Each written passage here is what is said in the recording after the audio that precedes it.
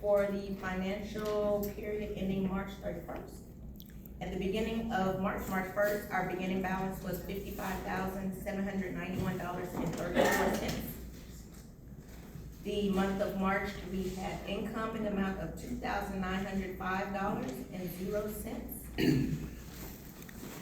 For our expenses, we had total expenses for the month of $6,988.47. That leaves us with a subtotal based on our bank account of $51,707.87. We had no money in PayPal, so the starting and ending balance were $0. And considering that, the total cash on hand remains at $51,707.87 at the end of March 31st. And that concludes the treasurer's report for March. Okay, thank you. Thank you. Please looking for a motion for the adoption of the treasurer's report. Motion for the adoption of the treasurer's report. Move pending audit. Did I get a second? Second. Second? I second. You second? Okay, thank you very much. Any objections? Questions? We'll consider it approved. Pending audit. Thank you very much. Thank you. At this time, we'll have the secretary's report. I don't know how you got that, okay, PD? I see you. Hello, good evening, everyone. Good evening. And thank you all so much for coming out on this dreary, kind of cloudy evening. But membership, again, I looked back there on that sign-in sheet, and I only saw a couple of people that were not members. Yay. So before the night is over, come back and join us if you will, and just talk to us about the NAACP. And if there's anything I can explain to you, I'm happy to do so. But our membership pricing is very low.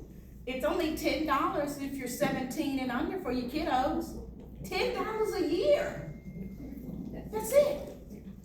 And for a 1 year adult membership, $30. That's it. $30 a year. If you want to start your first lifetime membership, it's $750. But y'all know we got that awesome layaway plan. The NAACP will only charge you $75 a year, and we'll give you 10 years to pay it out. Now, do most people pay it out in a year? Yes, they do. Some people just pay it all at once. I know we got some big ballers out here. So it's however you all want to do your membership. Membership will take, in some cases, up to about 4 to 6 weeks before you'll hear anything from us. Once we put you into the portal here, it does go to our national office. So don't be alarmed. Don't think that we don't have you in the system. We do have you in the system. It's just sometimes it takes just a little longer to get information out to you. But remember, we meet here the third Tuesday of every month at 6:30. So tell all your friends. And if you want to join and be a part of a committee, come back here and see me and let me get you signed up. Ben Brown said he needs someone to participate with him on the housing committee. I would love for someone to work with me on membership, because we're going out now visiting all of these churches. We're visiting the D9, trying to get them signed up. We're going to be going to the sheriff department, the fire department, the schools. So we need some help. So if you guys are interested, please come on over and let me get you signed up. But again, just give us a little time to get you into the system. Believe me, we got your information, okay? And we do apologize for any delays. Thank you. But we really need the help. There is a lot going on in this city, not to mention across the country. But what's going on right here that really requires some attention. And it needs the attention from the NAACP, from the NAACP. So your participation is much needed and will be well appreciated. Can I make a request whenever you get to it? Go ahead. I thought you were done. Okay. Maybe you would like to go ahead and make your request now? Oh, Since I don't know what that is. I'm Bill Betson with the Education Committee, and I just want to make a mention that regarding any schools in Dallas, especially on the south side of the Trinity and I-30, any school that you have heard may be failing or may be in danger of failing. Right now, Dallas only has 2 such schools, and we want to eliminate those 2 next year. But I want to go ahead and stop any that may be happening so we don't have any failing schools in DISD. And it takes community support. If you hear that's happening, if you hear a rumor, please call me. Thank you. Do you want to give them a number they call? Bill. What? How do they call you? Oh, They say, Bill! Go ahead. Well, the best way to get a hold of me is to go to rootsandgoals.org. Rootsandgoals.org is the website for the project we're using to eliminate all failing schools.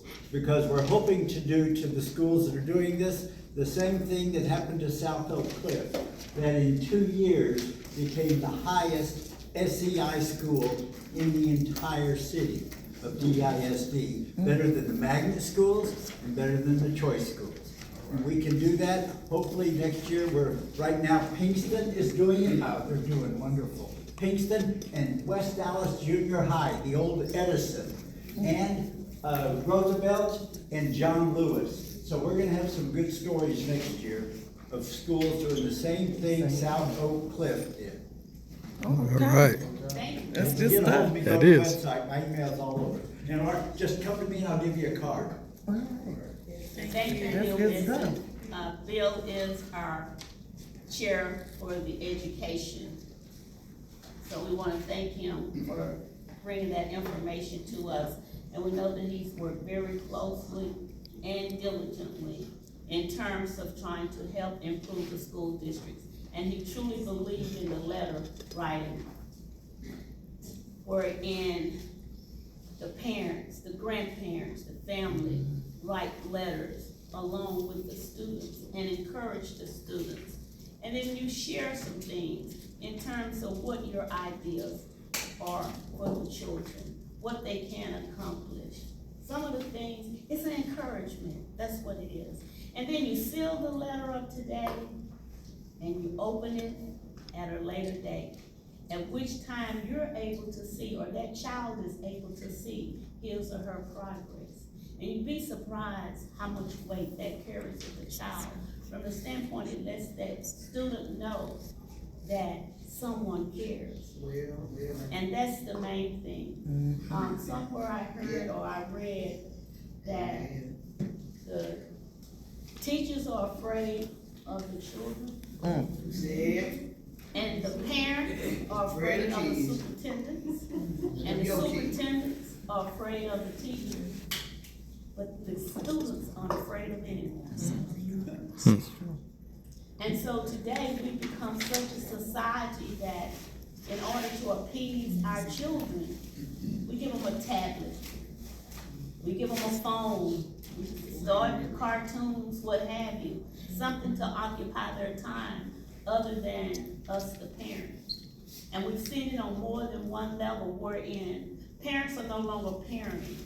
Parents are too busy trying to be their children's best friend. Oh, this is my best friend, this is my friend. Okay, but let it be your child first. So we need to start there. Back when I was coming up, and I don't think that's gonna age me, but when I was coming up, we had what was called PTA.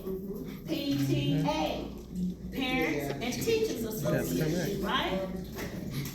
And if I tell you once a month, those parents showed up. They were interested. They showed up as often. They showed up in head rags, not head scarves. They came in head rags and dusters. But they came to that school to find out what was going on with their children. They were involved. So That's all right. I'm saying is, we need to get back to the basics. We need to go back to the basics. We've lost a lot. Yes, ma'am, Ms. Lee. Madam President, everyone present, Phyllis Lee, District 4. I'm here to tell you, if your kid is failing and you in senior year, ISD, that's your fault. I get so many emails about Cedric Dwayne Jr. I don't care if he breathes, they're gonna send you an email. So, piggybacking on what you're saying, we don't have no excuse about our kids. I didn't know Johnny didn't go to school. Yes, you did. Because if Johnny late, they gonna send you there. If Johnny ain't got a pencil, they gonna send you. If Johnny look at you. So my thing to say, in elementary, they still shows up. But it's our junior high and our high school students that we need to kind of join. I don't know if it's a generational gap, where we have younger parents and our older parents are trying to help our children. But I'm just saying, being in that arena, it is kind of tough. Over 250 band members, only 60 gonna be able to go to Florida just in the morning, but be that as it may, you should know, and you say this is not church, but I'm always bringing church in. The Bible says you should know it, and you gonna know. You choose not to know, but you know what your kid doing. And I like that about a letter. You don't want to hear the flow like, hey, you like, girl, wipe it up. But no, the schools are in trouble. They're not kids and not parents. So I just want to share that with you. Don't keep talking about it's nobody's fault. It's your fault because you ain't listening. Okay, thank you very much. Yes, Bill, we're gonna move on from this. Well, just real well. I don't see our speaker, he's not showing up yet. But that doesn't have nothing to do with Okay, well, basically, to explain how the Roots and Goals project helps eliminate that problem. Because what it does with our kids is at the beginning of the school year, before Thanksgiving this next year, they're all gonna get letters from grandma, grandpa, mom, dad, and any other favorite relatives. And they write a letter to them about, these are my dreams for you, and here's a story from my life I want you to know. Too many of our kids don't know their roots. Now, after they write the letter, they meet with the kid, and they read the letter again together, and they talk about it. And the child does that with every person. Now, the children from the age of 3 to the age of 7, before the 3rd grade, they read the letter to the child. And the child doesn't have to write a letter back. But after the 3rd grade, it goes. And when you do that, when you have that, there is a box that the letters go into, copies of them, that sits near the flag in the room where they do the Pledge of Allegiance. And every day they do the pledge, they see the flag, and they see that box, and they know their letter is in there, and they know they've got a responsibility at home. You see how that happens? And at the end of the year, the letters go home with the kids. Okay, thank you. Thank Then there's a you. new elephant in the room called AI. Oh, yeah, I'll be right there. It's a new elephant. Okay, How do they deal with it? excuse me, but That's a new elephant. I'm gonna keep on with the agenda at this time, if I may. And so,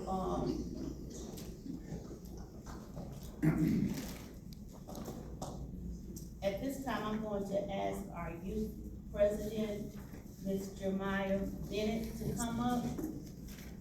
February the 21st was our Juanita Craft Freedom Fund event. And so, Ms. Bennett serves as our president for the youth.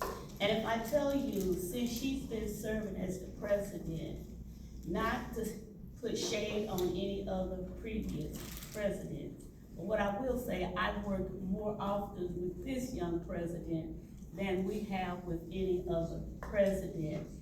She is a go-getter, she is an initiator, she is innovative, and she attends Townview High School. Okay. She's going to go off to school and become our lawyer and come back home, right? She's gonna come back and do some civil rights for us. But, during the Juanita Craft Scholarship banquet, we gave out scholarships. And so that was to the graduates that graduated 2025. And I wanted to recognize Miss Bennett for all of the hard work that she's done. When Paul Quinn decided to reactivate their annual parade, it was us two out there freezing. Can you hold it? Can you hold it? And we were trying to hold the banner that says the NAACP. That was my first enactment with Madam President. And so I just wanted to encourage her. I wanted to bring her up February 21st and let everyone see who our youth president is. And also on the back of your agenda, you picked it up today, our youth, they're putting on a candidate forum on May 9th, okay? And she's been working very hard and diligently on that. So I would ask you to please mark your calendars for May 9th and plan to attend this candidates forum on May the 9th at 10 a.m. It also give you an opportunity to see the John Lewis facility, the new school, a beautiful school that was one of the last activities as a trustee that Superintendent Johnson, Maxie Johnson, he was behind the rebuilding of that school. And so I wanted to do this on February 21st. I didn't have an opportunity to, but tonight she's here. So I had wanted to present this award to you for all of your hard work.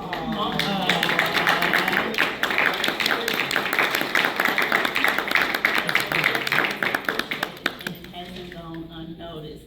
So I kept missing you. That's why I was saying, can you come to the meeting? Can you come to the meeting?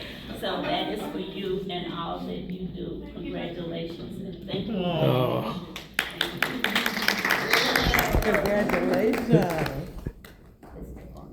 Take a picture.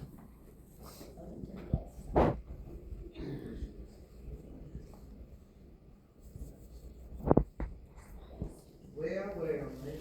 So she will be graduating this year. Congratulations. Yeah, with honors. All right. Thank you, Sarah. Brings us up to our new business portion, to where we want to remind everyone that the school board election is now in session, Yes, it in is. progress, Yes, it is. from April the 20th through the 28th. With election day being May 2nd. And I don't want us to focus on May 2nd. I need us to focus on early vote, April the 20th through the 28th.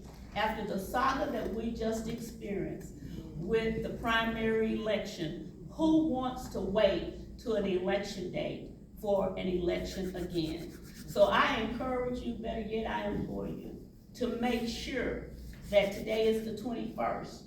We have 7 days, and today the polls were closed, quote unquote holiday of some sort. But they open tomorrow.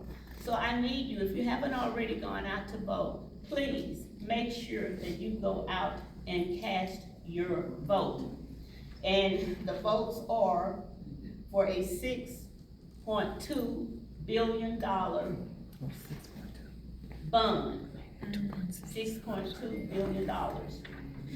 And I will wait for the trustee to arrive so he can give you additional information on that.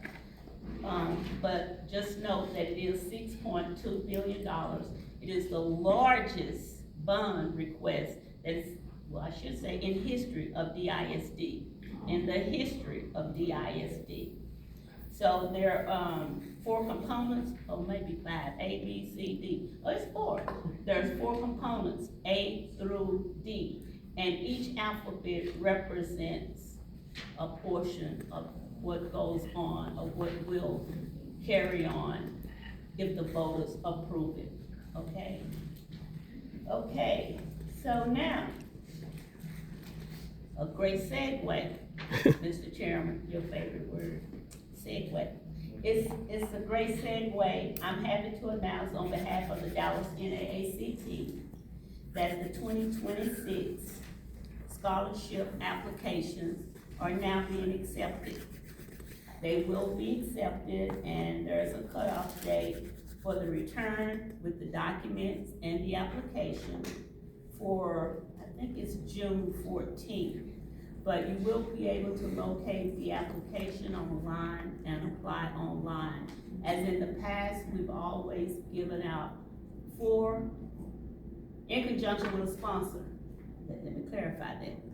We've given out anywhere between $10,000 to $12,500 in scholarships. This year, the branch will do no other than 4 scholarships totaling $2,500 each.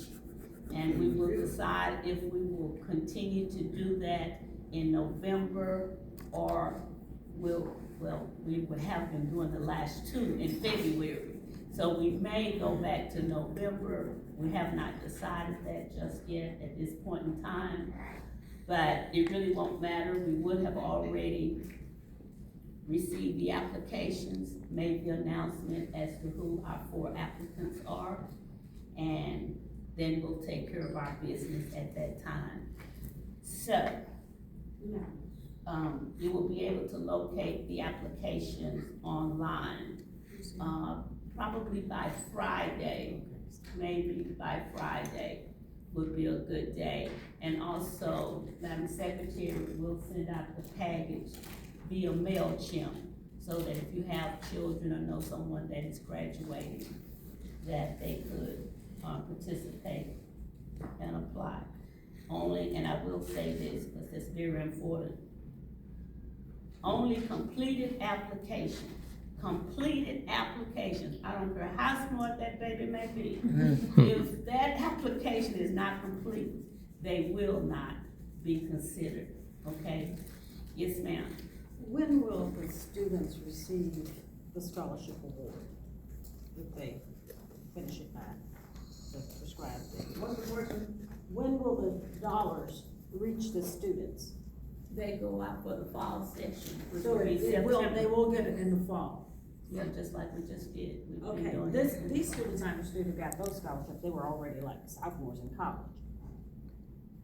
Because they graduated in 2025, and so if they were, some of them, actually, they, did dual credit, so they may have been that far along, okay?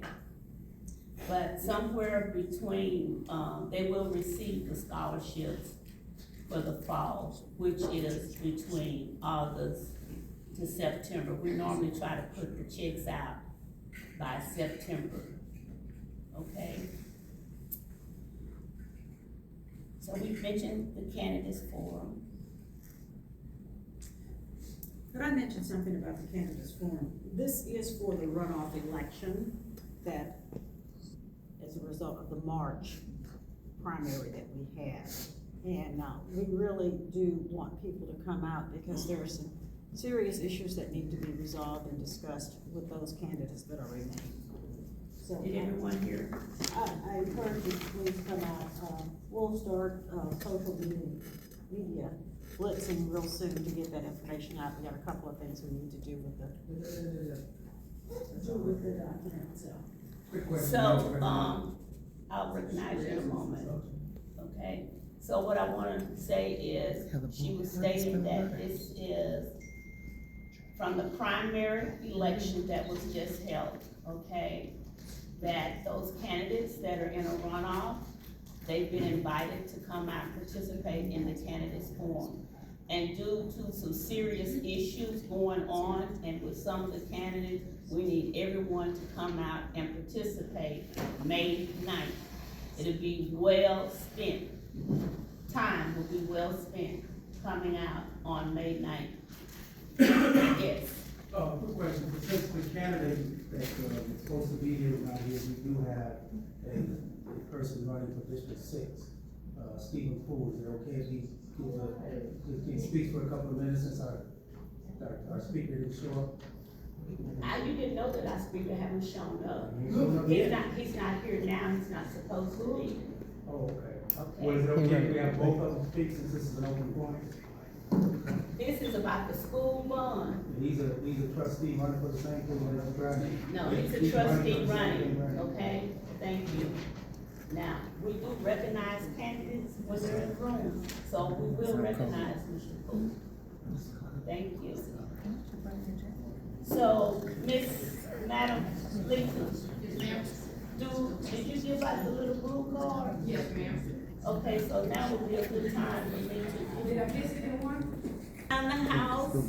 7, Oh, go ahead. 7, 7, 4. That's me.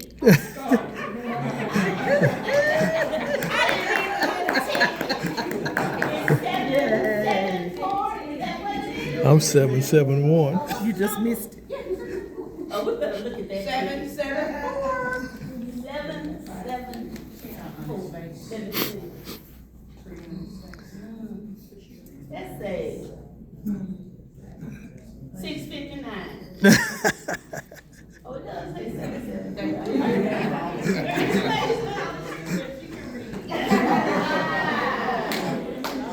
Oh, yeah, that's the that was good.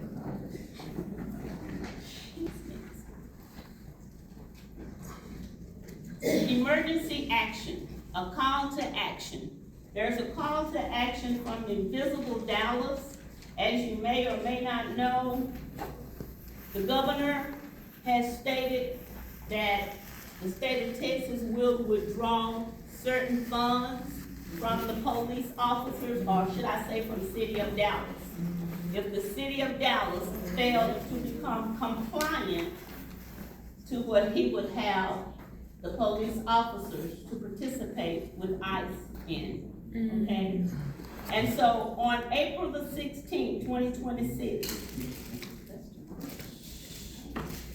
this is very important, very important.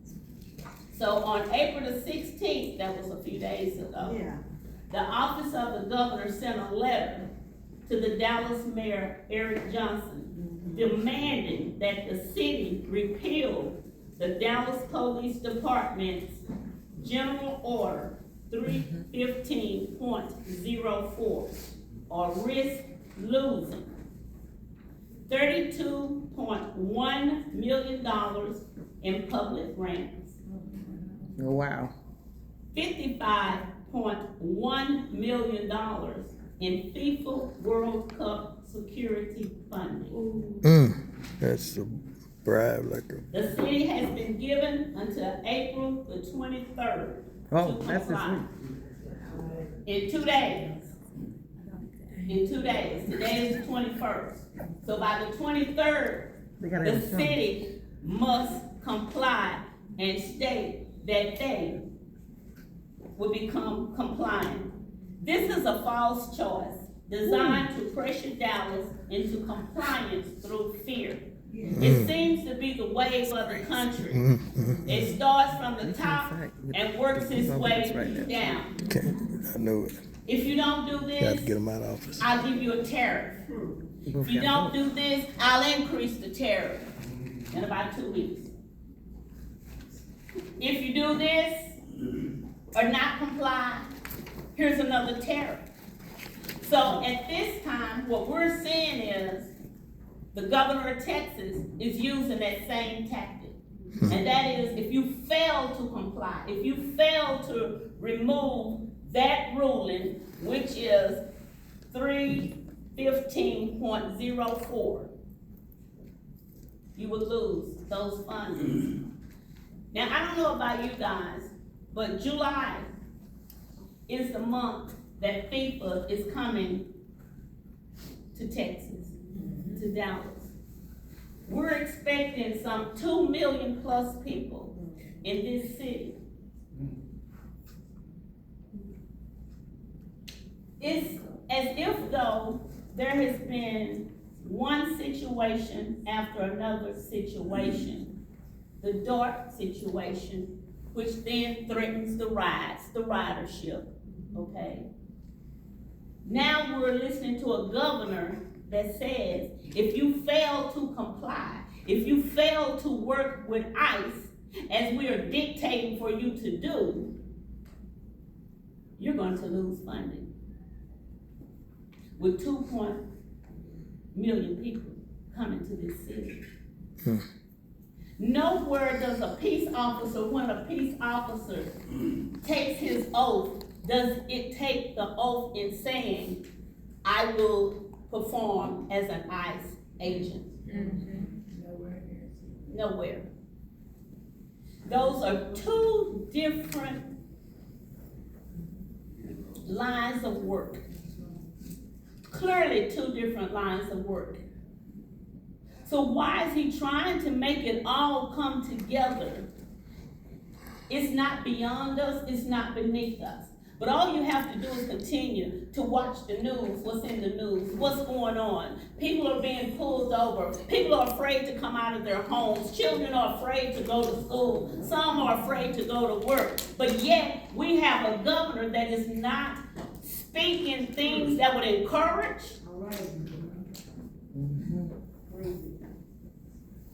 But instead, it will dismantle.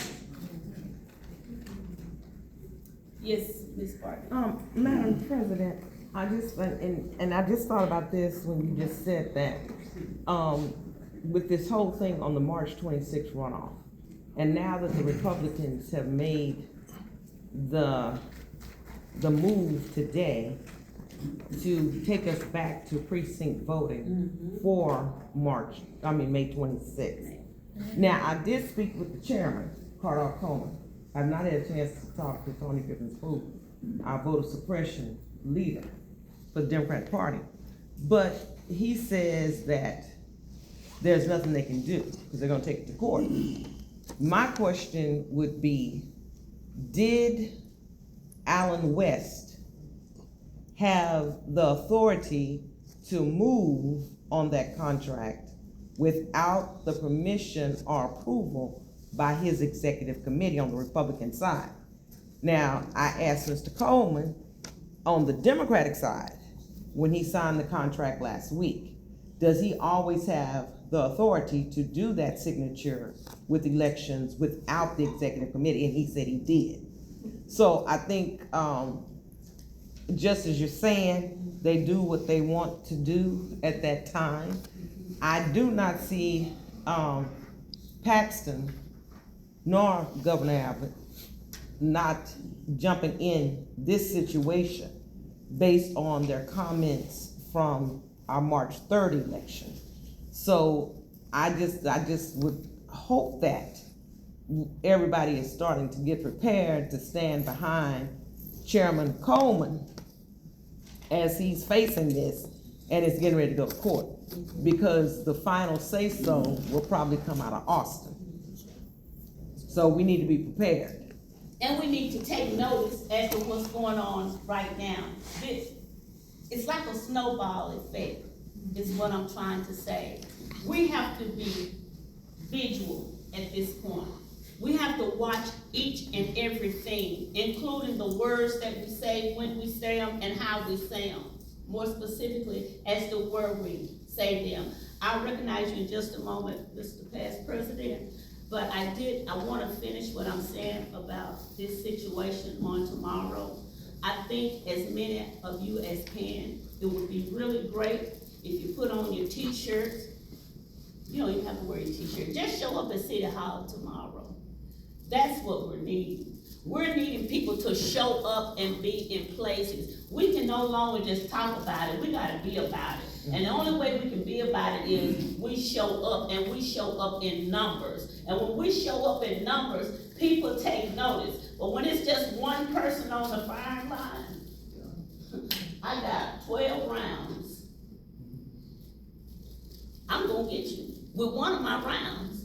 But now if I have the masses that I have to deal with, or if I have more than one person, it's gonna be a little bit harder. I'm gonna have to, be selective as to how I utilize my endeavors, my 12 shots. So I just want to say that, and I want to encourage everyone to please come down to City Hall in the morning, in the chambers, and see what's going on. It's one thing to turn it on Channel 29, but it's totally different when you're there and you see it for yourself. And then you'll see some other disproportionate things that take place at City Hall. You'll see how certain people are being talked about, just because. You need to come and see it for yourself.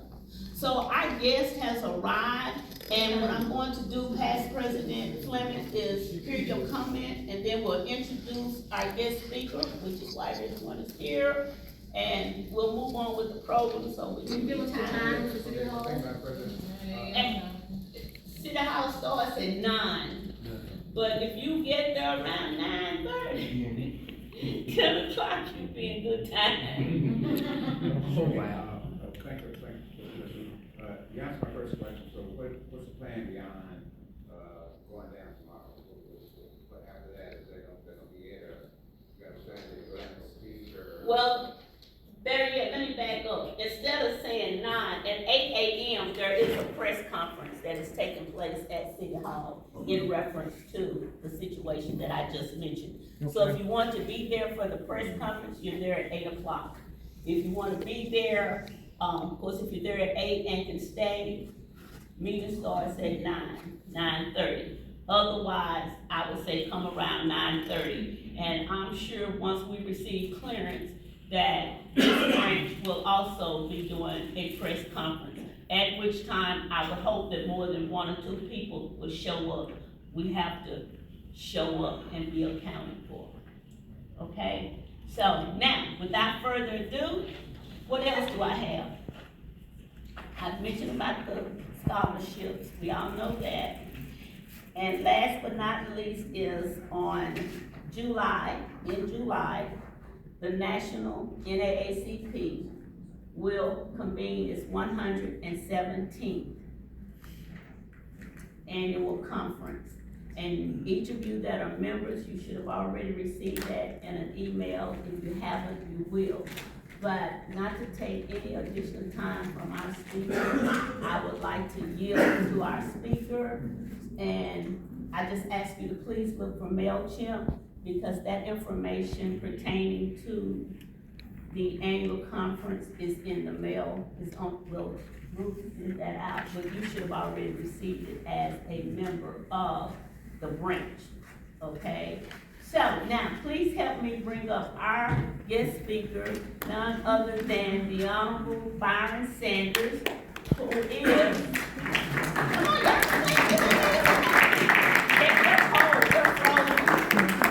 he is BISD trustee for District 5, which takes up some of North Dallas, Oak Cliff, and you know your district better than I do, but for District 5. So once again, let's just welcome Honorable Byron Sanders to our house.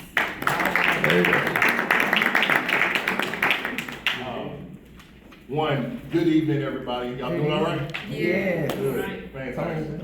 My name is Byron Sanders, as my sister just said, and I'm a Dallas kid, Oak Cliff kid myself. Grew up, my main zip codes were 232 and 216. And then DeSoto, a little bit of all of that stuff, but at the end of the day, you know, this is the community that raised me. Which is why I'm so excited to be able to come and talk to you all about a big opportunity that we've got out here right now. So Dallas Independent School District, it's the second largest school district in the state of Texas, one of the largest in the entire country. We've got about 230 plus campuses. We have 130,000, between 133 and 135,000 students.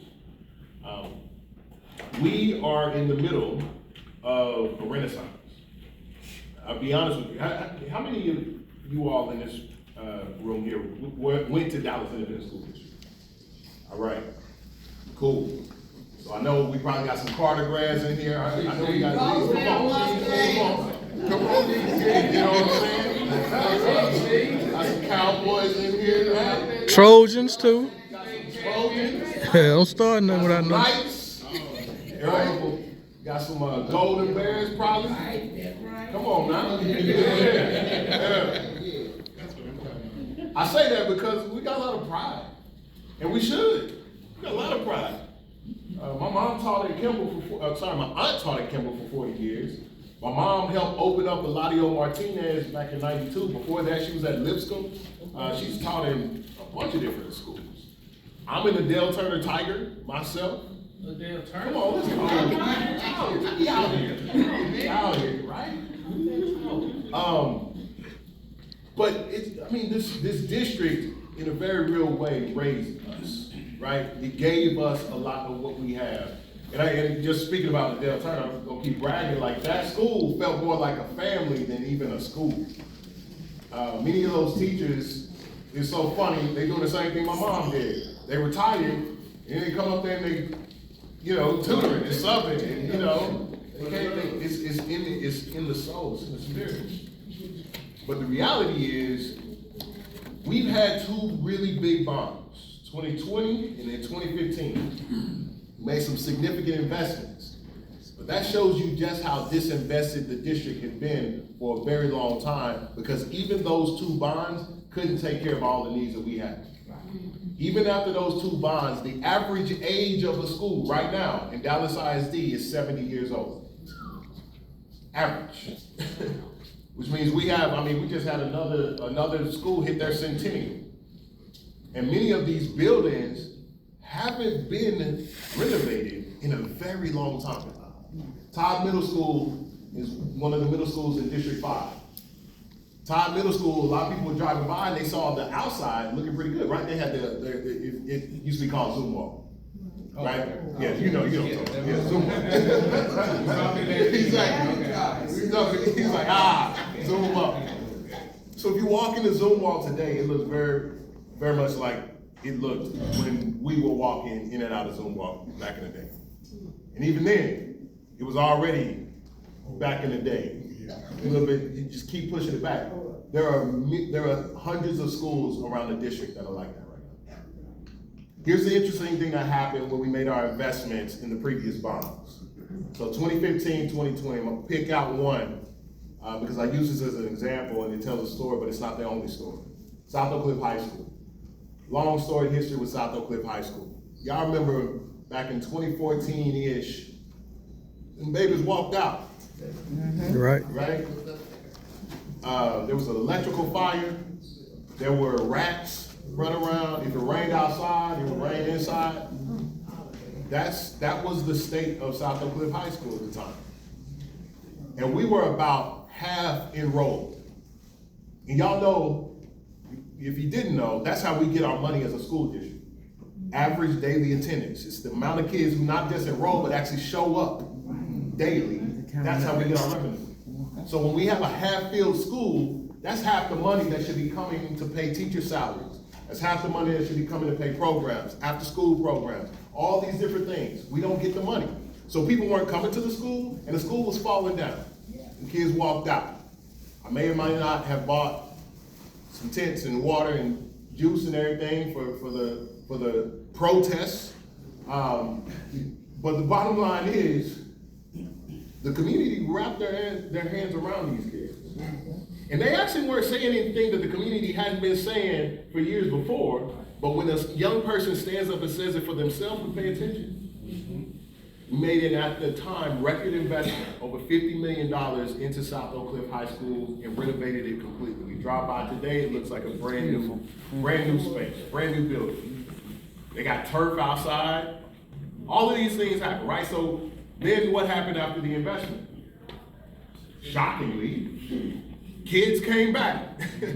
Families came back. You know, it's really interesting. A lot of the championships that our Southwest districts won, right? DeSoto, Duncanville, Lancaster, Cedar Hill. So if you ask where a lot of them kids live, not all of them lived in DeSoto, Duncanville, Cedar Hill, and Lancaster. A lot of them literally, as they were going to those schools lived in Oak Cliff. Well, what happened when we invested in Oak Cliff, the family stayed. They came back. Today, South Oak Cliff is oversubscribed. We need some more elbow room in South Oak Cliff. We have over doubled enrollment since we built that campus. One of the other things that's happened that I don't have to tell y'all in here, because we all know, we're all proud of them boys. The Mecca, 3-time state champs. In football, 5 times straight appearances in the state championship. Before we won our first one of that run, we hadn't had a recognized win in Dallas ISD for 50 years. We did have a win. Y'all remember? You're talking about the Carter Cowboys. It still count. Hey, it counts because they were on the field doing it, right? But the bottom line is, now we came back to the schools. And here's the best part. South Oak Cliff last year was 1 point away from an A rating by state academic TEA standards. It has the highest school effectiveness index rating in Dallas Independent School District. That is a measure by which we measure how well academically in growth our schools are doing. That's higher than TAG, it's higher than science and engineering, magnets, it's higher than all of them, highest one. But you know what, it's not just South. Pinkston, Roosevelt, heavily renovated campuses. These are all B-rated campuses. When a couple years ago, they were D's and F's. There's a correlation between a renovated campus or a brand new campus and student achievement. There's a significant correlation between a renovated campus, a new campus, and enrollment going up. So here's what we have on the table now. Because we want to do that not just in these different pockets, we're going to do a radical investment throughout the entire school district. $6.2 billion is the largest bond that any school district has ever launched in the state of Texas since our founding. And we're going to be able to do that with a 1 cent tax increase. 1 cent tax increase means for somebody who has a home value of about $500,000, that's $2.79 a month. That's $33 a year. And if you're 75 years old and older, there's no tax increase at all. Hello. Why are we able to do that? Well, property values have gone up, so it gives us a capacity to put out these larger bonds. But the other thing is, we still are going to be able to do this and maintain the lowest tax rate of any of the independent school districts in North Texas. Of the bonds that have been issued by different ISDs over the past 5 years, Dallas ISD is the lowest amount per student and per taxpayer out there. So it's a really fiscally, financially responsible bond, but here's what we get for it. There's 4 propositions. Proposition A is the big one. That's the one that's going to build 26 replacement campuses. Replacement campuses. And that's responsible because we're not going out and building new schools that we didn't have before. That's not what we're doing. What we're building, honestly, it's the fiscally responsible thing to do because some of these campuses were so far gone to come in and try and renovate them and get them up to speed and do all the asbestos cleanup. It was going to cost more than building a brand new campus. 26 new ones. We are going to be able to do renovations on all of our 233 plus campuses.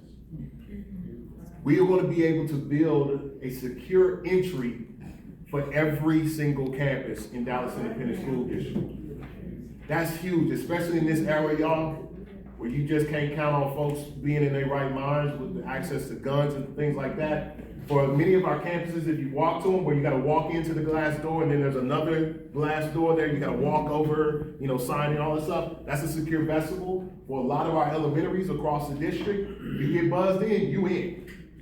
There ain't no extra doors. And for several of these campuses, the main office isn't right there. It's right down this way, you gotta turn right and then hit that, you in the building.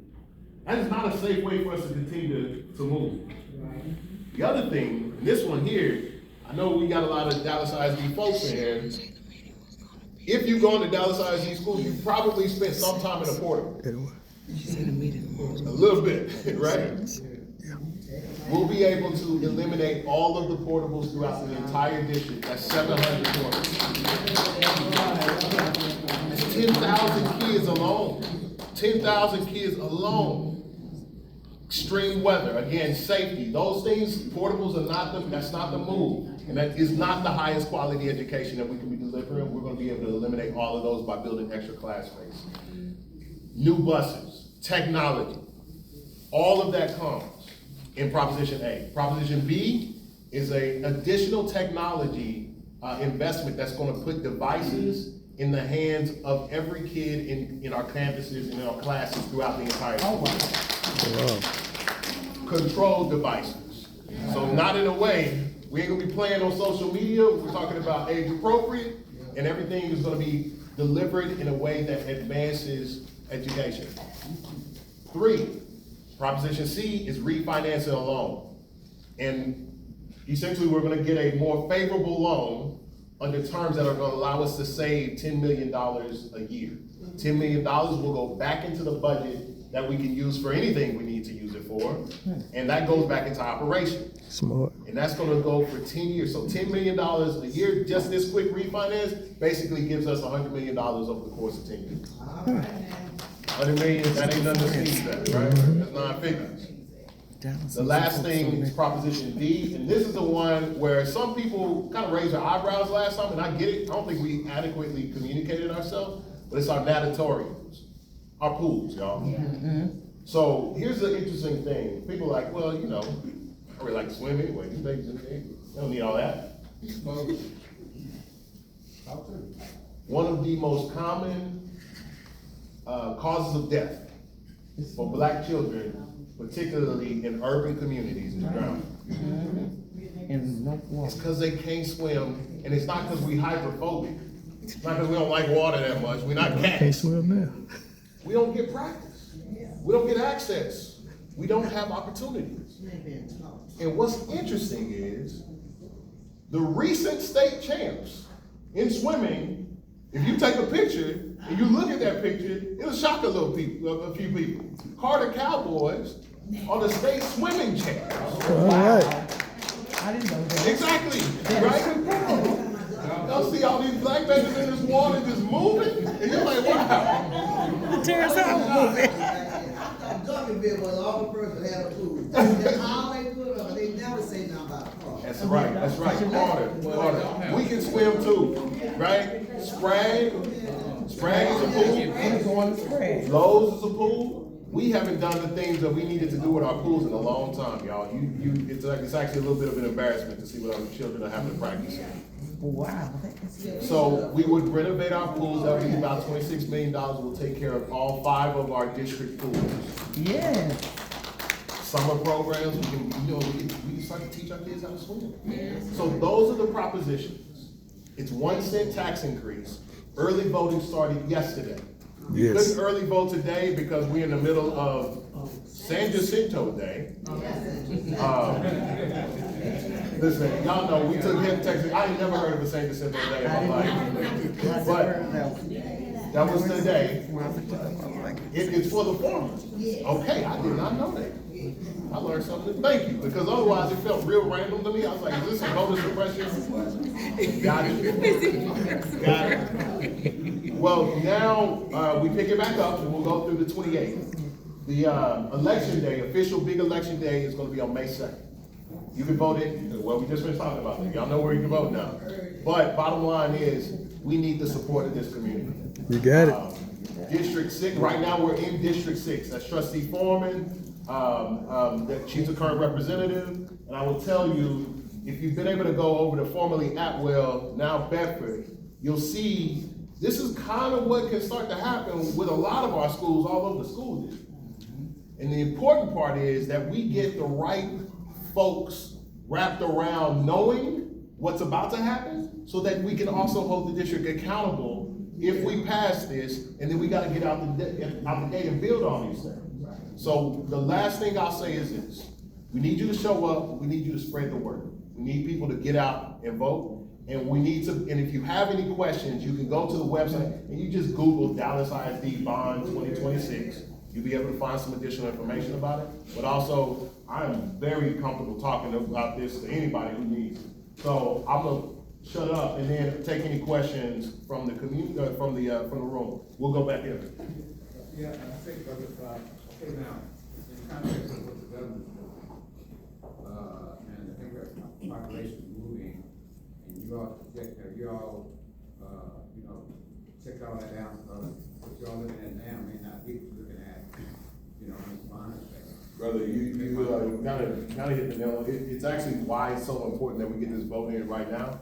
So there's a couple of things that we're looking at down the line in the next legislative session. Y'all know legislative sessions happen every 2 years. They are moving toward trying to reduce local control radically. And we don't know exactly what's going to happen, but they are one of the things that we know they're going to be proposing is trying to put a cap on the amount of bonds that a city or a school district or any kind of county municipal entity would try to get out the gate. So this is going to be one of the last times, it could be, if we don't fight it, if we don't win, this might be one of the last times that we get to do a big splash. And y'all, guess what? 6.2 doesn't even take care of all the needs. Right. That's it. We're a big district. It does not take care of everything. We took a lot of stuff off the plate for about a year looking at everything. If we got everything we needed, we'd be in the tens of billions of dollars. So to your point, we're watching what's happening at the state. We're watching what's happening coming forward at the state. And that's why we timed it the way we timed it too. Because one of the other questions was, do we push it off further? And I don't think we didn't have that put on the election. We had to get it right now. Great question. Yes, sir. Quick question for you. Do you have a majority Southern African American population? How many African Americans will be represented in these projects? Man, brother, you also put, so one of the things that we are doing really well right now, and we're having to talk about it differently because the state of Texas made it illegal to do DEI, right? Which then hit at all of our MWBE, formerly NWBE programs. So what we have done, and we kind of got ahead of that, we now call it small business enterprise. But we still track Black participation. We still track Latino participation. We track women participation. We track all of that and we hold ourselves accountable. Matter of fact, we even report out on it to the board. Now, we can't put that in our bids anymore, but we ask. And so one of the things that we're pushing for is we are doing really well. Our participation in bond and construction is well over half. We meet our mark by far, and we're one of the best entities in the region to do that. I'm wanting to push us even further though. So one of the things that I'm talking about and working with purchasing, because no bids are out, we gotta wait till we get the thing passed first, but hiring from the community that you're doing the work in. I think that should be one of our requirements, and we need to push for that. I need to see your recruitment plan. We are gonna push for that. Indeed. Please push for that. And so I think that's critically important because if you talk about $6.2 billion, that's thousands and thousands of jobs. And it should go to not just the owners, right? It's important that we have Black and Latino owners of entities, but the workers themselves gotta be the people who live here and come from here and can build their own things that are right down the street. So we're pushing for that. Go ahead. You guys tied to the CP thing, how you get those kids that are now graduating on these actual projects? Man, you read, okay, all right, you on the playbook. So, the Career Institutes is one of the innovations that the district has really gotten behind. I was a little so-so on it at first, because I thought it was making some of our campuses less special. We were taking the specific programs out. Here's what it ended up doing, and I've come full circle on it. So, Career Institutes, one of the first ones was built after that tornado took out Thomas Jefferson and I think Walnut Hill up north. And so when they built back, that was our first one. What a Career Institute is basically, it's like this super career and technical education hub.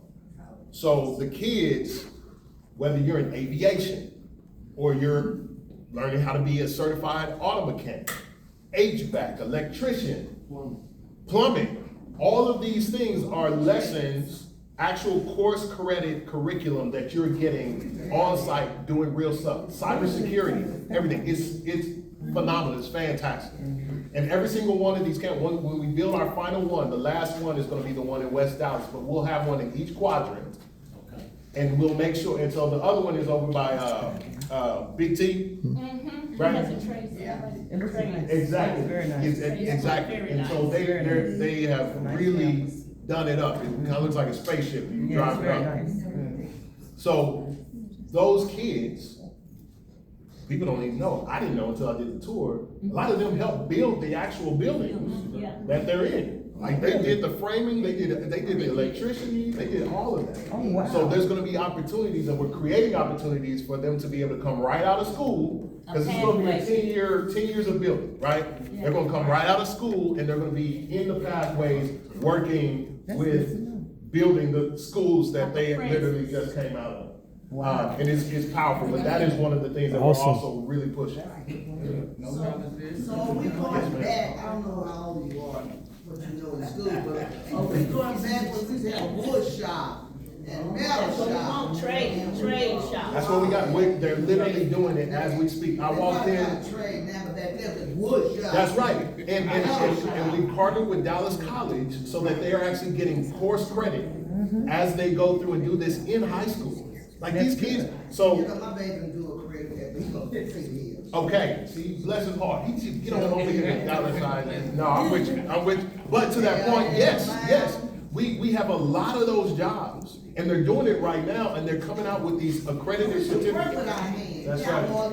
Absolutely. Well, you know, the latest report says high school students are working. It's a big thing. We just struck a deal with DART, so now the kids are going to be bus mechanics. We're gonna be bringing bus mechanics out, and we're kind of building our own pipeline.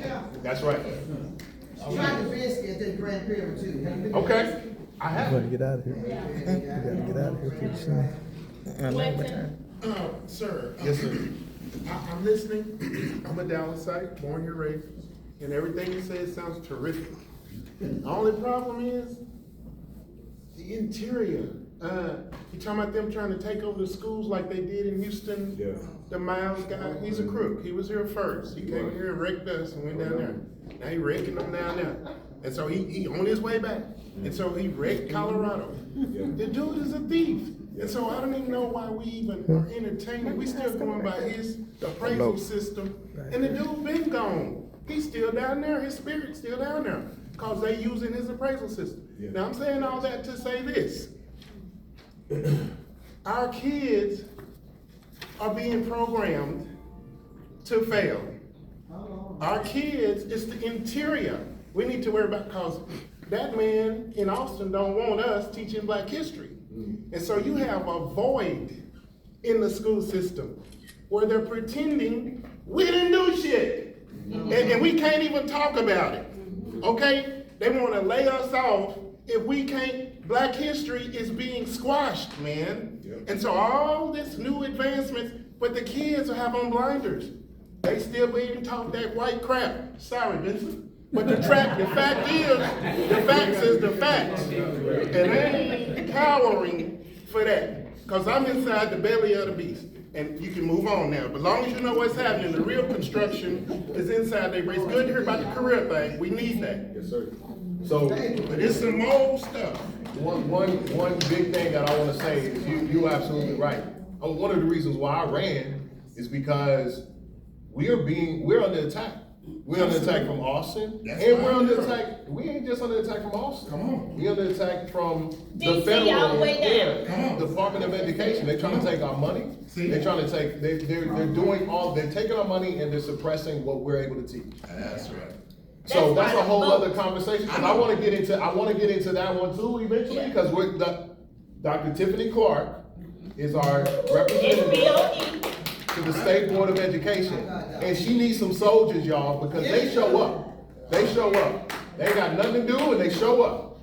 And they show up, and they get on open mic. They get on the public comments, and it's person after person lashing out at our history and our ability to teach what literally actually happened. So I'm a rock with, I am going to rock with, let's talk a little bit after that, because, me and Poole were there the other day. Dr. Clark was talking about, she had just come down from Austin. She just got there. And it was not good. So we're gonna need some help, because again, they are strapping us up here. Yes, sir. We have to fight in Austin. We gotta get down. And so not just Austin, the real fight starts at home, which is what I just indicated by going to City Hall. Right. We have got to start showing up, and not just one person or two. We need to show up as the Klan, okay? We all need to show up so that we can be seen. Because once we're seen, they don't want to hear from us. Why? Because they know they up to something. Now I'm gonna tell you, I don't know if y'all remember Harriet Tubman when they called her Moses, and she carried her shotgun. I don't think you heard me. So when she had her shotgun, when she was helping them through the trailways, guess what? When they asked her, Pastor, what was the gun for? You gonna kill these white folks? She said the gun ain't for them, it's for y'all. If y'all think y'all finna go back and tell them what we are. I just want you to remember that. I need you to remember that. If you don't know your history, you're bound to repeat it. When you talk about family, what they don't want us to talk about in the school, see, I said this earlier, and it was a segue to what you just said. Yes, ma'am. We have to be present in our own homes. We want to put too much out on other folks. When charity begins at home. Amen. It begins at home. So when you start teaching your children about their background, from whence they came, the pyramids, I love to start there. Get some old folks. Slaves were forbidden to learn how to read. You know, there's a deeper, darker conversation. Come on with it, come on with it. Hidden, in the circles that I deal with in Washington. There's a conversation of, they're not building military-style temporary cities for this fight with ICE. They want buildings, because they believe that when the fight is over and AI takes over, they're gonna need places for the rest of us. That's why it's permanent buildings, not military temporary sites. That's why they're trying to go up north. Come on now. And no Poole had I wanted to hear from Poole. I was gonna respond to the gentleman. First of all, good evening, everybody. I have lived in this community all my life. Tell them who you are. Use this opportunity. So, first of all, my name is Stephen Poole. I am a graduate of Carter High School. I went to Humphrey Lee, Hussey. I went to Texas Southern, came back, bought a home in this area.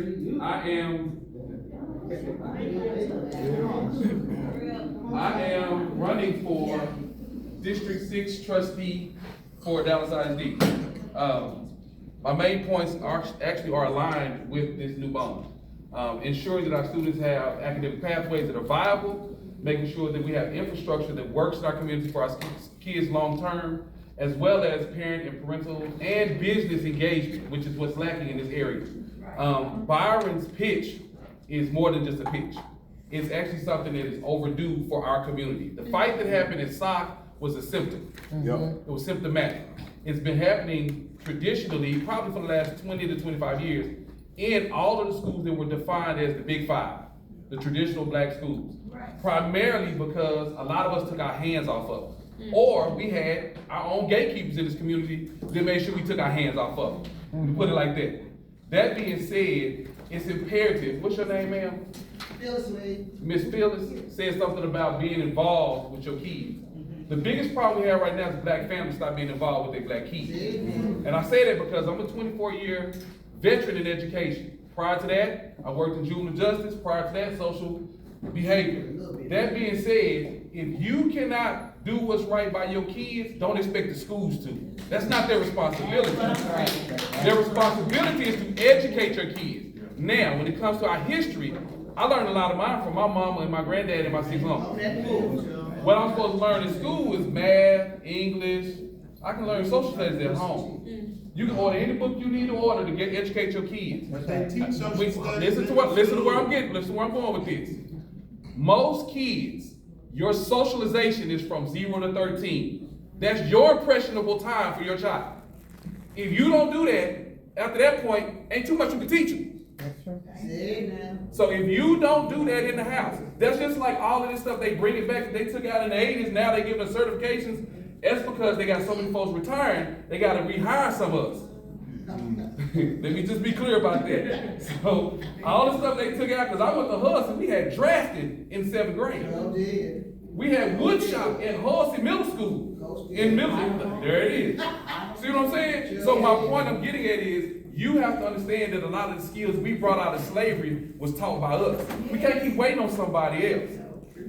So when it comes to history, hold on, let me help you out. When it comes to history about us, we have to teach that part. School, as far as these trades, get them for free. Your kids should graduate with some type of certificate or certification, giving them a livable wage in the Dallas County area. Why? Because all these companies are coming here. That's it.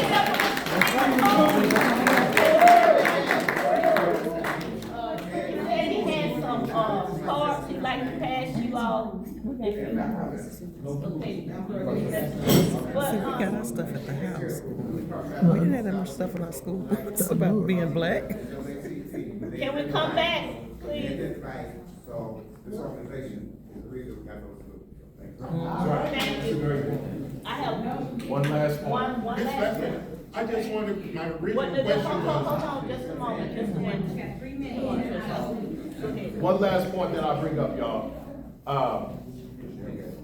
Our funding typically comes from, not typically, the way that our funding for salaries and paying the bills, keeping the lights on, operations, that comes from the state. In this last legislative session, we had not gotten an allocation raise since before 2019. If you think about how much everything has gone up since 2019, we have functionally had a pay cut in public education throughout the entire state. We needed over $1,000 per child increase in order to get back to pre-2019 levels of funding. We got $55 from them. We needed over 1,000, we only got $55 from them. This is a very difficult state to try and educate some children in. One of the only things that you have control over, direct control over, in your community right now, one of the only things that you have in your toolkit is a bond. So when we talk about why now and why this one, it's our power. We get a say on this one, and we don't want to give away our shot. So And to that point, the majority of the people in the school system is black brown, which makes up the majority. That's right, that's right. Okay, we need to keep that part. Talk about them vouchers too, Okay. So, sorry, I know I said one last thing. Them vouchers. Here's the big play that we all have to be aware of. The largest landowner in most cities, in most towns, is a school district. If we have to close schools because kids aren't coming to our schools anymore, who do you think benefits from that? The developer. Okay. Because we're gonna have to sell that property and we're gonna have to offload off. Y'all, this is not accidental, the pressures that they're putting on our system. So if we're gonna fight back, which we can fight back, make this the kind of place where people wanna come to, that helps us to fund our school districts and we don't have to close them. That's another reason why we gotta get this bond. So. All right. Thank you. Thank y'all so much. Thank you.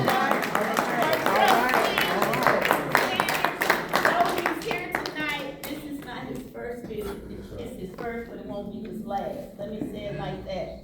And so it's very important. Tomorrow the polls reopen. I need everyone to be at the polls and take your household with you and make sure that everyone votes for A, B, C, and D. Now, you know, the city told us not to vote for S, T, and U, because then we would be stupid. And now we real stupid, because we have a few called 1% control of this city. You have to connect the dots and see exactly what's going on. It's systemic, and if you don't connect the dots, you will get lost in the maze because it's a lot of moving parts. It's a lot of moving parts. We need everyone. We used to, back in the day, and this gonna tell my age, 3700 Ross Avenue. Yeah. We was there about a week. Do you hear what I'm telling you? We sat there. If something was going down, Miss Ewell, okay, Dr. Ewell, and Miss, and I'm looking right, Miss Gilliam. Them two ladies, guys, they tell us what's getting ready to happen. And so we need you to show up. We were there when the doors opened. Understand what I'm saying to you. This is not a one-person job. This is not just a officer and executive committee job. It's everyone's, because it's about your children, your grandchildren, it's about your community, it's about all of us collectively. So we all have to have our hands on deck. And if it doesn't look like it's on your front porch today, you don't even have to wait till tomorrow. Because tonight, it's gonna be there waiting for you. Tonight, right now, gas is $4 per gallon. $4 per gallon. If I go back to the voting system, 1.4 million people right here, we could change the trajectory, but we stay at home because we think Byron gonna go take care of it, Fleming gonna go take care of it, and I can just stay here on the couch. It doesn't work like that, because if the couch potatoes had gotten up off the couch and went to the polls to vote, we would not have been running around this city trying to figure out which precinct we vote in. Come on. So I need you guys to hear what I'm saying. We hear you. The word systemic is on every level. Back in the day, to your point, Stephen and Miss Phillips, when we had trade in the schools, they were teaching us trade. Okay. I don't know a plumber today that I could call for less than $45 to $90 per hour. That's before he ever put out a tool. Understand what I'm saying to you? But watch this. Hold up. I need you all to hear what I'm saying. Because $45 to $90 per hour just to come out. Now I want little Johnny to go to school and get a degree. I want little Johnny to become a doctor. Well, yes, I'm gonna tell you, a Johnny gonna have to go to school for 12 long years. And in going to school for 12 long years, do you know how much little Johnny's gonna have to pay? And when little Johnny get out of school, he's gonna have to go over here to Parkland and work in the pit. And while he's working in the pit, getting his training, little Johnny is not making a heck of a lot of money, but yet his school debt can no longer be deferred. It comes out of deferment, now he has to pay it. Little Johnny gotta pay $300,000 back to this school, but yet he's only making $50,000 a year. Now, if little Johnny goes to school, become a plumber, $45 to $90 an hour. Little Johnny work his hours. He might work 8 to 5. And if he wants to work weekends and nights, that's his choice, because that means he makes more money. Well, if little Johnny does that, now little Johnny can pay for his schooling as he's working. And when he come out with that degree, little Johnny won't have no more degree. Y'all, it's such a bigger picture. We have to put the puzzle pieces together and see how they really work. And when I say systemic, we say this all the time in real estate, because FHA, conventional loans, they all have the same rules. But the banks add their layers, what we call onion peelers. They add on another layer of the onion, another layer of the onion, just to keep certain people out of homes. So if they're working that hard, like we say about voting, if your vote didn't count, if it didn't mean anything, they wouldn't be working so hard to Keep you from voting, that's right. But y'all in your power. You're giving them your power. It's time to take it back. It's time to stand up and fight. Because who you waiting for? It's you. That's right. The cavalry is you. That's right. So we have to start doing what is necessary. And this is necessary. We have to show up. We have to show up, and not just in these meetings. We gotta show up at the city hall. We gotta show up down here at the school building. And y'all done moved now. Y'all still big over there at Sandy, right? Yeah, we got Sandy. Okay, so we no longer go to 3700 Ross, we go out there on 30. And, no, that's the business side of it. But we wanna go down here where they're having the school meeting. And I do wanna touch on one other point, something I heard. As we talk about $6.2 billion, the majority of that is in construction. The other side of that is going to be to reconstruct the bond they already had, to reduce the debt, okay? But look at this work that can and will be done with the other 5.3, I think it is. Yeah. So, should we not have a piece of the pie? Come on now. We represent, I want y'all to just go home and do the homework. See what the percentage of blacks are in Dallas. Take that 6% bond, $6 billion bond, and just figure, if we only could make 1% of it, do you not think that would change our lives, our lifestyles? Do you not think then we could go and pay for a gallon of gas? Eggs cost more today than the chicken. It's past crazy. It's past crazy. But I can't say it any other way except for it's time to wake up. It's time to be vigilant. Byron can't do it all down there by himself. Tiffany can't do it by And herself. Tiffany definitely can't do it by herself. Commissioner, he been down there forever and a day, but he can't do it by himself. I'm just saying, they need our support, and at some point in time, you get tired because you're carrying all this excess weight. They can only do but so much and last for so long, because in the end, they're gonna be beginning to feel like, who am I fighting for? What am I fighting for? Because the people that they're actually fighting for don't even seem to give a that hard. Because we don't show up. Gotta show up. It's time to show up.